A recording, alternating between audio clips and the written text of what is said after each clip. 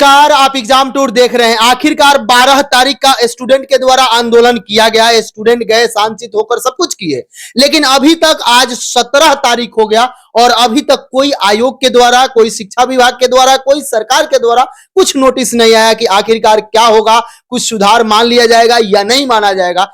एक एक करके बिंदु पर चर्चा करेंगे। मेरे साथ नवीन सर हैं, क्योंकि सर भी कई सारे डिबेट में गए, कई सारे नेता लोग से मिले, क्या चला इस पर बातचीत करेंगे। सर आपका स्वागत है एग्जाम जी, बहुत बहुत धन्यवाद। सर, उस दिन क्या लगा? बहुत सारे लोग आपको डिबेट में भी बुलाए थे, आप लोग डिबेट भी किए, उसके बाद नंबर भी लिया गया आखिरकार, लेकिन अभी तक कोई कुछ निर्णय नहीं हुआ।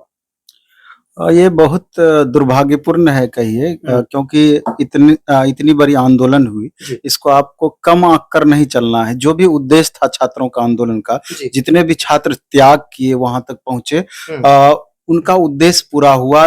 क्योंकि आप देखें कि नेशनल मीडिया में भी न्यूज चला, लोकल मीडिया में भी न्यूज चला, मंत्रीगण निश्चित रूप से देखे होंगे, मुख्यमंत्री तक के पास ये गया होगा बात।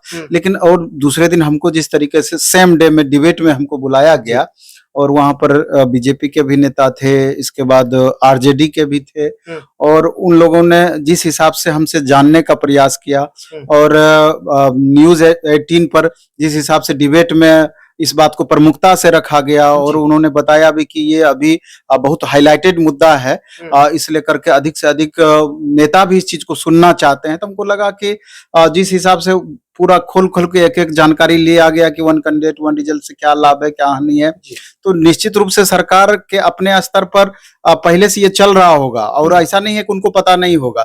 ये तो बहुत आसान भाषा में समझा जा सकता है कि वन कैंडिडेट वन रिजल्ट का क्या महत्व है और वेरिफिकेशन प्रोसेस में अगर बदलाव किया जाता है तो उससे कितनी वैकेंसियां खाली होंगी। आज सारण से 41 लोगों को वेरिफिकेशन नहीं होने के कारण उनका फर्जी डॉक्यूमेंट्स था, बोला गया आप सो कॉज दिया। हम यही तो बता रहे हैं कि ये दुर्भाग्य है कि आफ्टर वेरिफिकेशन कम से कम 15 से 20 हजार वैकेंसियां खाली हुई है और वन कैंडिडेट वन रिजल्ट के कारण हजारों हजार वैकेंसियां खाली हुई है। लेकिन कहीं ना कहीं अब ऐसा हमको लगता है कि सरकार को सब पता है लेकिन कुछ एक्शन मोड में नहीं आ रही है, जानबूझ करके चुप्पी साधे हुई है।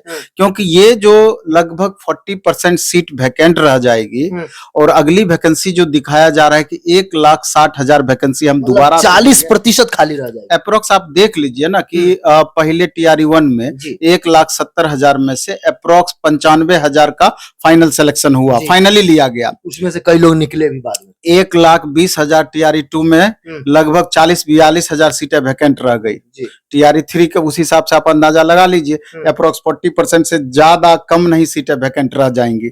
तो ये 40% जो सीट वैकेंट रह जाएगी, इसके लिए तो अलग से उनको व्यवस्था नहीं करना है, डायरेक्ट उतनी सीटें ऐड करके दिखा देना है कि 1,60,000 हमारा कैसे पूरा हुआ। यहाँ तो आंकड़ों का खेल चल रहा है और अगर थोड़ा सा भी मनोदशा सरकार की रहती इसके रिगार्डिंग पॉजिटिव वे में बातें मानने की, तो अब तक चूंकि कई दिन बीत चुके, इस बीच में इतने मामले हाईलाइट हुए, अब तक कुछ न कुछ निष्कर्ष निकल गया होता।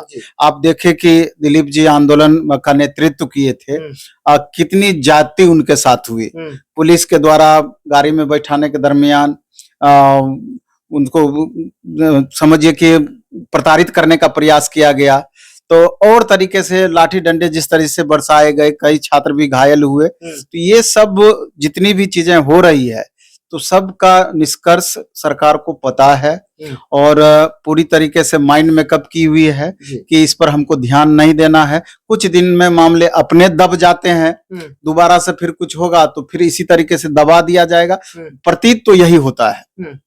सर, आज के पेपर में दिया हुआ था कि 2006 और 7 में 4.25 लाख शिक्षकों की बहाली हुई और 2023 में यदि देखा जाए तो 2,20,000, जबकि आप आंकड़ा बता रहे हैं 95,000 लोगों को नियुक्ति पत्र मिला। उसमें से कई लोग सीटेट के कारण, कई लोग फर्जी प्रमाण पत्र के कारण 20-25,000 उससे भी बहाल हो गए।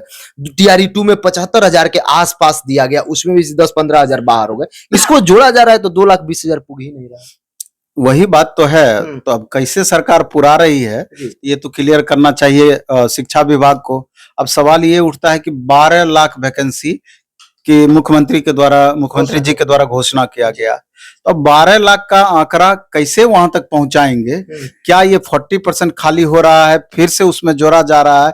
ये लगता नहीं है कि ये सारा आंकड़ा उसमें ऐड है। तो वास्तविक आंकड़ा कितनी होगी, ये भी सरकार को बतानी चाहिए। सर क्या विद्यार्थी को कहिएगा, क्योंकि विद्यार्थी ये उम्मीद कर रहे थे कि बहुत सारे लोग वहां पहुंचे, कुछ ना कुछ आज 2 दिन 4 दिन 5 दिन लेट से भी मिलेगा, लेकिन अभी तक कुछ नहीं हुआ सर। विद्यार्थी एक तरीके से अब निरीह प्राणी हो गए हैं। उनके साथ जितनी भी जाति होती है बर्दाश्त करते हैं, क्योंकि समझ रहे हैं कि हम ज्यादा से ज्यादा क्या करेंगे, आंदोलन करेंगे। आंदोलन इसी तरीके से दबा दी जा रही है, फिर मामला जहां का तहां हो जा रहा है। तो सिस्टम का एक पार्ट स्टूडेंट है कि जो भी सिस्टम उन पर ला देगी वो उस हिसाब से ढोने के लिए तैयार हैं, और अंततः फिर अपने उसी गति में चले आते हैं, छोड़ देते हैं, उसी मनोदशा को फिर से एक्वायर कर लेते हैं कि चलो ऐसे ही सिस्टम चलता है, फिर पढ़ने लगते हैं। इसी तरीके से सिस्टम चल रहा है। तो जो भी इस विचार से सहमत है कमेंट सेक्शन में जरूर कमेंट करिए। हम लोग तो हमेशा प्रयास करते हैं कम से कम ये वीडियो सरकार तक पहुंचे, आयोग तक पहुंचे, सक्षम अधिकारी तक पहुंचे, ताकि यह 1 कैंडिडेट 1 रिजल्ट की बात है, और जो फाइनल सिलेक्शन होने से पहले फाइनल वेरिफिकेशन हो जाता, ताकि किसी भी प्रकार का किसी को कोई दिक्कत ना होता। सर समय देने के लिए बहुत जी बहुत बहुत आभार।